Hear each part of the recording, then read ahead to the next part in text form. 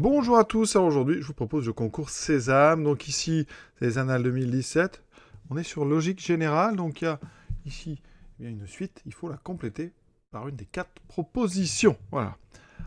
En bas j'ai mis les lettres de l'alphabet avec leur position dans l'alphabet, ça peut servir, hein, pas forcément dans celle-là, mais dans ce concours il y a des fois où ça sert, donc c'est bien de les avoir sous les yeux. Donc ici, première question, donc vous avez, eh bien, ici aide, 1945, etc. Quelle est la logique dans cette suite-là? Ah, première question. Des lettres, des chiffres, donc on va certainement se servir de notre alphabet d'en bas. Donc ici, aide. Alors je regarde le A, il est en premier, le I est en 9, le D est quatrième et le E est cinquième. Donc on obtient 1945. C'est justement le nombre qui est écrit juste après. Donc ça tombe bien. Alors on vérifie avec ID. ID, donc I est en 9, D est en 4, les E sont en 5. On obtient bien 9455, donc on va faire pareil pour défi. Le D est en 4, le E est en 5, le F est en 6 et le I est en 9, donc 45, 69. C'est donc, vous voyez, la proposition B. Jusque-là, ça va. On continue. Ici, on a, vous voyez, des nombres qui sont de plus en plus petits, donc on peut essayer de chercher une évolution qui serait plutôt une division. Alors 366, 123, si on divise par 3, 366... bien, sur calculatrice, ça fait 122. On est tout près de 123, donc ici, c'est 122, et on rajoute donc 1, ça fait 123. Donc ça veut dire que l'idée, on va tester, est-ce qu'on n'a pas le même genre de transformation. Donc 123, je le divise par 3, ça fait 41, je lui rajoute plus 1, ça fait 42. Et là, on est content parce que c'est le nom qu'on me propose après.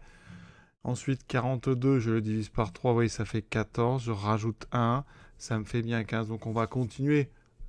Même logique, on prend 15, on le divise par 3, ce qui me fait 5, je rajoute 1, ça me fait 6. C'est donc la proposition B une deuxième fois.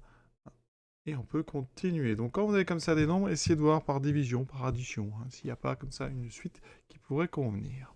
Ici, des nombres donc à 3 chiffres. Donc quand on a comme ça des nombres qui ont le même nombre de chiffres, on peut regarder déjà position par position. Donc ici, rapidement, la première position, on a 1, 2, puis 3, puis 4. Donc ça, c'est pas trop mal. Ça veut dire qu'on a déjà ici l'idée que ça va être un 5. Ça tombe mal parce que tous les nombres ici commencent par 5. Donc on continue. Quelle est l'idée qu'il y a derrière les autres? Donc on a 4, puis donc 3. Donc là, on a fait moins 1. Ensuite, on fait 6. Donc on fait plus 3.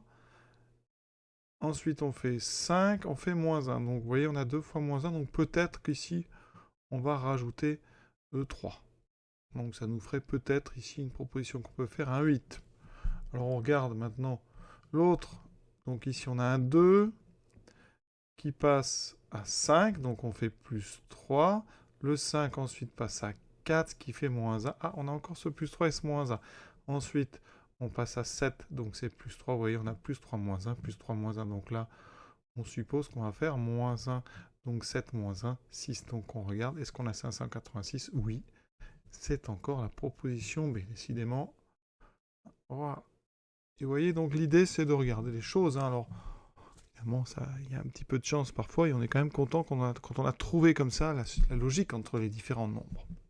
On peut vérifier aussi parfois la somme des chiffres, le produit, hein. Il y a plein de petites idées comme ça qui peuvent germer. Et on a ici donc une croix avec des lettres ou des syllabes, des mots, voilà, voir qu'est-ce qu'on peut faire. Alors, ici, l'idée qu'il y en ait le mot prof, ça peut faire peut-être des mots, ça, un prof. Donc, qu'est-ce qu'on peut faire? Alors, ici, à gauche, donc, ce qu'on remarque, c'est qu'on peut faire, par exemple, le mot déterminer. D'accord? Déterminer. Vous avez comme ça un petit chemin qu'on peut faire, vous voyez, déterminer. Alors, le pré, ici, bah, si on le rajoute, ça fait prédéterminer. Vous pouvez faire comme ça un mot en faisant une boucle. Est-ce qu'ici, on pourrait... Donc là, il faudrait faire une boucle comme ça. Donc un mot qui commencerait par prof ici et finirait par dément. Donc avec ce qu'on a, effectivement, on se dit, tiens, profondément. Donc je pense qu'on a trouvé, c'est la réponse C ici. Donc on peut faire le mot profondément avec la même logique qu'on a fait prédéterminer. Il s'agit de la réponse, on va dire ici, C. Et je vous propose maintenant la cinquième. Alors là, évidemment, vous mettez pause, vous essayez de trouver tout seul. Hein. On a des mots suivis de nombres, mots, nombres, etc. Donc il va falloir trouver une logique. Alors d'abord, on regarde bien. Et ce qu'on peut remarquer quand même, c'est qu'ici, les nombres, donc crâne, nacre, encre, carne c'est toutes les mêmes lettres, d'accord? C'est donc des permutations, hein. Les mêmes 5 lettres, mais qui ne sont pas dans le même ordre. Donc il y a forcément ici une idée avec les positions des lettres. En plus, ici, les nombres qu'on nous propose ont que des nombres entre 1 et 5. Hein. Donc ça doit correspondre à des positions de mots. Donc on va écrire le mot un crâne et voir comment on passe de crâne à nacre. Voilà, regardez bien la position des lettres. Alors le C, ici, qui est en première position, se retrouve ici en troisième.